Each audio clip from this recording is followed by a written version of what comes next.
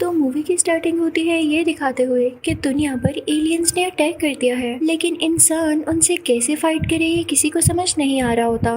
तो साइंटिस्ट एक special suit तैयार करते हैं जिसको यूज करके उन एलियंस से लड़ा जाएगा, और ये सूट वो आर्मी को देते हैं। अब यहाँ एलियंस और इंसानों में काफी लड़ाई होती है। इंसान अपने प्लेनेट को प्रोटेक्ट करना चाहते थे उन एलियंस से फाइट करके। अब इन एलियंस के अगेंस्ट एक ऑपरेशन चलाया जाता है जिसको आर्मी लीड कर रही होती है, और तभी वो एक मेजर को बुलाते हैं जिनका नाम केज होता है। वो ना तो ज्यादातर ऑपरेशंस में पार्ट लेते थे और ना ही जंग में लड़ते थे। यूँ लगता था जैसे फाइट में उनका इंटरेस्ट नहीं है। अब मेजर केज को उनके लीडर से पता चलता है कि इस होने वाले ऑपरेशन में वो भी हिस्सा लेंगे और उन एलियंस के अगेंस्ट लड़ेंगे। तो केज अपने सीनियर ऑफिसर यानी लीडर से कहता है कि मैं कैसे लड़ सकता हूँ, मैंने आज तक लड़ाई नहीं की है। तो सीनियर ऑफिसर कहते हैं कि हमें तुम्हारी जरूरत है और अब तुम यहाँ से नहीं जाओगे। केज कहता है मैं यहाँ रहूंगा भी नहीं, मैं जाऊंगा। और ये कहते ही वो वहाँ से चलने लगता है, लेकिन उसे रोक लिया जाता है। आर्मी ने उनको बेहोश कर दिया था ताकि वो भाग न सके। अब जब मेजर केज की आंख खुलती है तो वो देखता है कि वो किसी ऐसी जगह पर है जहाँ पर आर्मी ही आर्मी है, और वो लोग तैयारी कर रहे होते हैं उस ऑपरेशन के लिए जो वो एलियंस के अगेंस्ट लड़ने वाले थे। वो बहुत सरप्राइज होता है कि मेरी तो ये लड़ने की मर्जी भी नहीं, फिर भी जबरदस्ती मुझसे लड़वाया जा रहा है। तभी वहाँ पर एक सार्जेंट आता है जो कि मेजर से रूडली बात करता है और कहता है कि जल्दी करो, ऑपरेशन पर भी जाना है। मेजर केज के हाथ में हैंडकफ्स भी लगी होती हैं। तो केज कहता है कि तुम लोग जानते नहीं कि मैं मेजर हूँ, तुम लोग कैसे बात कर रहे हो मुझसे। तो सार्जेंट और उसके साथी कहते हैं जी हम जानते हैं, लेकिन आपको हमारे साथ ऑपरेशन में आना होगा।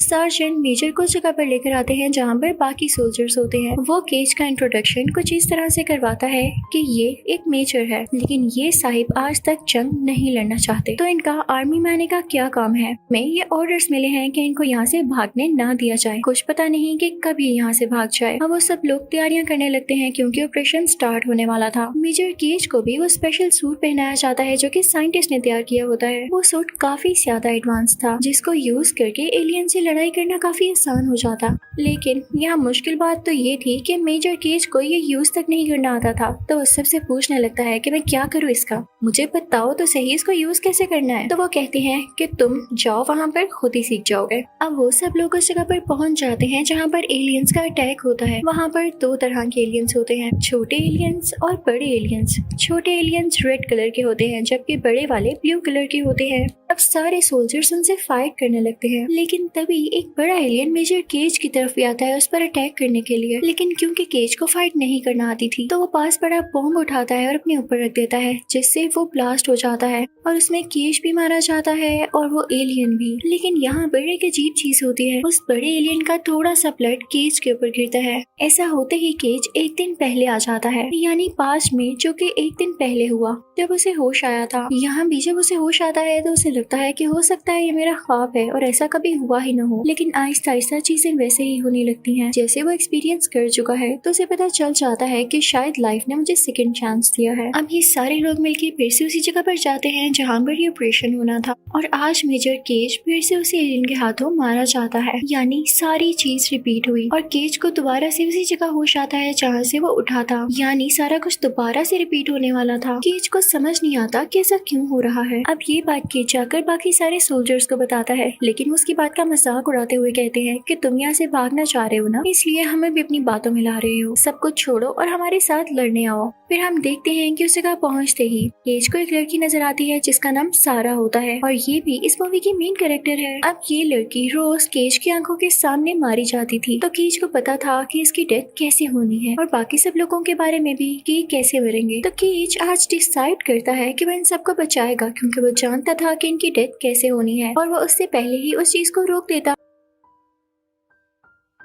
अब जब सारा मरने वाली होती है तो केज उसे जाकर बचा लेता है। तो सारा कहती है कि तुमने मुझे कैसे बचाया, ऐसे लग रहा है जैसे तुम्हें पहले से ही पता था कि मैं मरने वाली हूँ और किस चीज को रोक के मेरी जान बचाई जा सकती है। तो केज कहता है शुक्र है तुमने मेरी बात पे यकीन किया, लेकिन आज मैं फिर से मारा जाऊंगा। तो सारा कहती है तुम लौट कर तो आओगे ना, पर अगली बार जब तुम जिंदा होकर आओ तो फौरन से मेरे पास आना। अब फिर से वही कुछ होता है, केज दोबारा से मारा जाता है और जब उसे होश आती है तो वो फौरन सारा से मिलने जाता है। उसे कहता है ही सोल्जर मैं आ गया हूँ, मैं केज हूँ। तो सारा कहती है केज सॉरी, पहचाना नहीं मैंने आपको। तो मेजर केज उसे बताता है कि याद करें, आप ही ने मुझे कहा था कि मिलने आना, लेकिन क्योंकि पास्ट का ये दिन रोज चेंज होता था इसलिए सारा को कुछ भी याद नहीं होता। वो सारा से कहता है कि मुझे पता है तुम आज भी जानती हो कि मैं मरूंगा और फिर से जिंदा होऊंगा, लेकिन सिर्फ तुम ही क्यों हो जो मेरी बातों पर यकीन कर रही हो, बाकी और कोई क्यों नहीं कर रहा। तो सारा कहती है कि ऐसा मेरे साथ भी हो चुका है। सारा कहती है आओ केज, मैं तुम्हें एक डॉक्टर के पास लेकर जाती हूँ। अब वो दोनों मिलकर डॉक्टर के पास जाते हैं जो उन्हें बताता है कि जिन एलियन से आप लोग लड़ रहे हैं वो खुद नहीं लड़ रहे,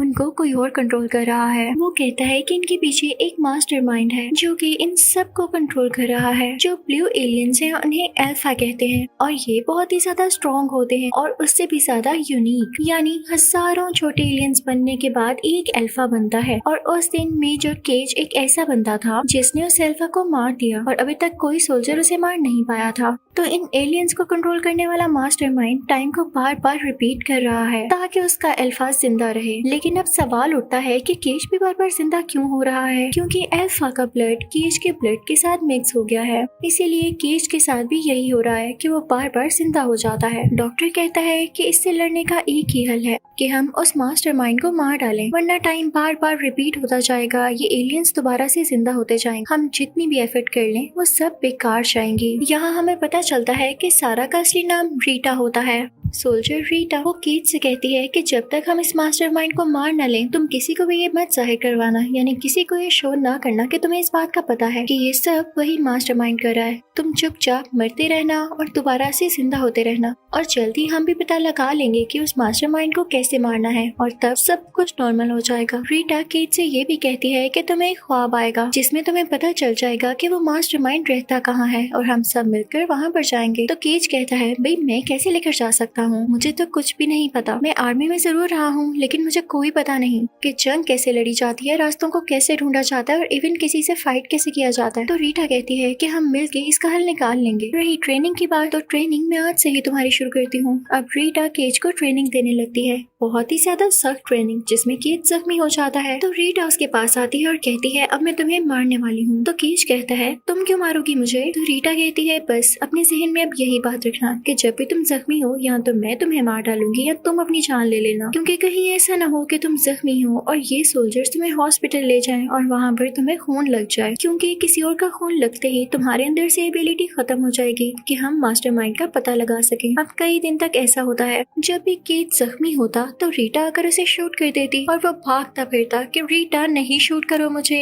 मैं नहीं मरता, नहीं होता मुझे कुछ। लेकिन रीटा को यही डर था कि कहीं उसे किसी और का खून न लग जाए, तो उसे खुद ही मार डालती और फिर केज दोबारा से जिंदा हो जाया करता था। ये टाइम लूप कई दिन तक इसी तरह से चलता रहता है और साथ साथ केज की ट्रेनिंग भी। जब भी हर दिन केज उठता तो उसे रोज से रीटा को याद दिलाना पड़ता था कि ये हो चुका है, क्योंकि ये सारी बातें तो रीटा को याद नहीं रहती थी। अब फाइनली केज को ख्वाब आ जाता है जिसमें से उस मास्टरमाइंड की लोकेशन का पता चल जाता है। वो रीटा को बताने की कोशिश करता है और अब वो लोग जहाँ लड़ रहे होते हैं वहाँ से निकलने की कोशिश करते हैं कि जल्द से जल्द हम उस लोकेशन तक जा सकें। लेकिन रीटा आज भी मारी जाती है जैसे वो रोज मारी जाती थी। केज के समझाने के बाद भी वो इस चीज को हैंडल ही नहीं कर पा रही थी। अब दिन गुजरते जाते हैं और केज को रीटा अच्छी लगने लगती है, क्योंकि केज ने तो उसके साथ कई ज्यादा टाइम गुजार लिया था, जबकि रीटा को रोज की ही बात याद होती थी बस। अब केज दोबारा से रीटा को समझाता है कि हमें इस तरह से मास्टरमाइंड की लोकेशन पर जाना है। अब वो लोग मिलकर उस जगह के लिए निकलते हैं, लेकिन रास्ते में उनका पेट्रोल खत्म हो जाता है। उनकी सूट की बैटरी भी डाउन हो चुकी थी। तो वो लोग एक घर के पास आते हैं जहाँ पर एक हेलीकॉप्टर भी होता है। अब उस हेलीकॉप्टर की कीज ढूंढने के लिए वो लोग घर के अंदर आते हैं, लेकिन रीटा की तबीयत काफी खराब होती है। तो केज उसे कॉफी बनाकर देता है।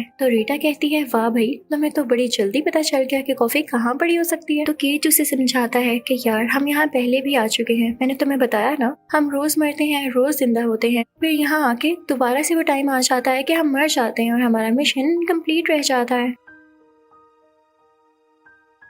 आज हम जाग ही रहेंगे, लेकिन हेलीकॉप्टर में बैठने से पहले ही वो छोटे एलियंस हम पर अटैक कर देंगे। तो रीटा कहती है करने तो अटैक, कोई मसला नहीं, आज हम जाग कर ही रहेंगे और वैसे भी मैं वॉरियर हूँ, उनसे लड़ूंगी। तो केज कहता है यस यही तो स्पिरिट मुझे चाहिए। लेकिन तभी वहाँ पर वो छोटे एलियंस आ जाते हैं और रीटा को मार डालते हैं। ये देख के केज बहुत दुखी हो जाता है और वो कहता है रीटा बस और नहीं, मैं तुम्हें बार बार मरता हुआ नहीं देख सकता। और वो खुद ही से डिसाइड करता है कि अगले दिन वो अकेला जाएगा इस जगह पर। अब फाइनली केज उस जगह पर पहुंच चुका था जहां पर उसने ख्वाब में मास्टरमाइंड की लोकेशन को देखा था। ये वही जगह होती है, लेकिन जब वो अंदर जाता है तो उसे वो मास्टरमाइंड कहीं नहीं दिखता। वहाँ पर एक अल्फा एलियन होता है जो कि केज पर अटैक करने के लिए आगे आता है। केज उसे रोकने की काफी कोशिश करता है, लेकिन वो काफी ज्यादा स्ट्रॉन्ग होता है और केज का ब्लड निकालना चाहता था ताकि उसके पास वो एबिलिटी खत्म हो जाए, और केज ऐसा होने दे नहीं सकता था, इसलिए वो पास ही पानी में जंप लगा देता है जिसकी वजह से उसकी डेथ हो जाती है। और फिर अगले दिन होते ही केज दोबारा से जिंदा होता है। अब केज फौरन से रीटा के पास जाता है और कहता है कि ये मास्टरमाइंड का प्लान था, अगर वो इस तरह के प्लान्स ना रखे तो उसे मास्टरमाइंड ही क्यों कहा जाए। वो बहुत क्लेवर है,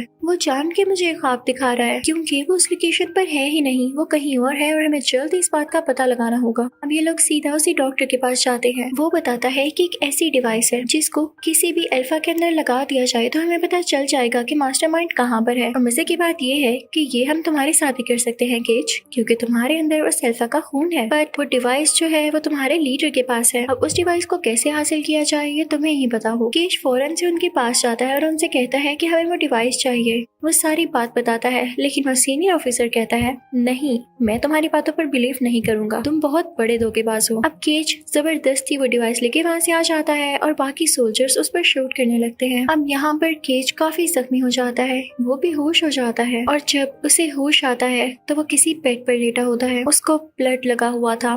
यार ये क्या हो गया, उस बेचारे का इतने ज्यादा दिन का प्लान अब यहाँ पे खराब हो चुका था। वो काफी रिग्रेट फील करता है, लेकिन तभी हमें एक फ्लैशबैक आता है कि केज के जख्मी होने से पहले ही रीटा ने वो डिवाइस उसके साथ लगा दी थी, और अब ये लोग जानते थे कि वो मास्टरमाइंड है कहाँ पर। वाह भाई, रीटा तो काफी ज्यादा इंटेलिजेंट निकली। अभी भी केज जख्मी हालत पर वहीं पड़ा होता है, अभी उसके पास रीटा आती है उसे मारने के लिए, लेकिन केज कहता है रीटा पागल हो गई हो, देखो मुझे ब्लड लगा हुआ है, मुझ में अब दोबारा से जिंदा होने की एबिलिटी नहीं है, अगर तुम मुझे अभी मार देती तो मैं वाकई मर जाता। तो रीटा कहती है ओह सॉरी, मैंने देखा नहीं। अब वो दोनों एक साथ जाने लगते हैं। वो अपने साथ बाकी सोल्जर्स को भी लेते हैं, लेकिन इस बार रीटा और केज काफी डरे हुए होते हैं क्योंकि अगर केज यहाँ पे मारा जाता तो वो दोबारा से जिंदा नहीं हो सकता था, और ये लास्ट चांस था उस मास्टरमाइंड को मारने के लिए। उनके बाकी साथी सोल्जर्स तो मारे जाते हैं और जैसे तैसे करके रीटा और केज अंदर जाते हैं जहाँ पर अल्फा एलियन होता है और उसी के साथ वो मास्टरमाइंड भी होता है। अब वो लोग डिसाइड करते हैं कि रीटा अल्फा एलियन को डिस्ट्रैक्ट करेगी और उतनी ही देर में केज उस मास्टरमाइंड को मार डालेगा। यहाँ पर केज बेचारे का पाँव भी जख्मी हो चुका था और अब उसके लिए बहुत मुश्किल होने वाला था, लेकिन इससे पहले दोनों एक दूसरे को गुड लक कहते हैं और बताते हैं कि वो दोनों एक दूसरे को पसंद करते हैं, इसलिए दोनों का जिंदा रहना बहुत जरूरी है। अब वहाँ से रीटा भागने लगती है ताकि अल्फा एलियन को डिस्ट्रैक्ट कर सके। अल्फा उसके पीछे पीछे आता है और केज जाता है उस मास्टरमाइंड की तरफ। तभी वहाँ पे उसे रियलाइज होता है कि रीटा मारी जा चुकी है, जिसपे केज काफी दुखी होता है, लेकिन उसे मास्टरमाइंड को तो मारना ही था। केज देखता है कि वो मास्टरमाइंड क्रिएचर पानी के अंदर है, तो वो भी पानी में जंप लगा देता है, जिसके पीछे अल्फा भी आ जाता है। लेकिन इससे पहले कि अल्फा केज को मारता, केज ने बहुत सारे बॉम्ब्स उस मास्टरमाइंड की तरफ फेंक दिए थे और साथ ही केज मारा जाता है। तभी उन बॉम्ब्स की वजह से बहुत बड़ा ब्लास्ट होता है, जिसकी वजह से वो मास्टरमाइंड मारा जाता है और साथ ही साथ अल्फा एलियन भी। यहाँ पर दोबारा वही कुछ होता है, अल्फा का ब्लड केज के ऊपर आकर गिरता है। केज अब जिंदा हो चुका था, वो काफी खुश होता है क्योंकि अब मास्टरमाइंड भी मारा जा चुका था और अल्फा भी, और इसके साथ बाकी छोटे क्रिएचर्स भी मारे जाते हैं क्योंकि उनको कंट्रोल करने वाला जो मारा जा चुका था। केज फौरन से जाता है रीटा को ढूंढने के लिए, लेकिन फिर से रीटा उसे देख के कहती है जी आप कौन हैं? तो यहाँ पर केज हंसने लगता है और कहता है कोई नहीं, यानी वो उसको बता देगा सब कुछ और यहाँ पर दोबारा से सब कुछ नॉर्मल और ठीक हो जाएगा। इसी के साथ ये मूवी यहीं पर खत्म होती है। Thank you for watching.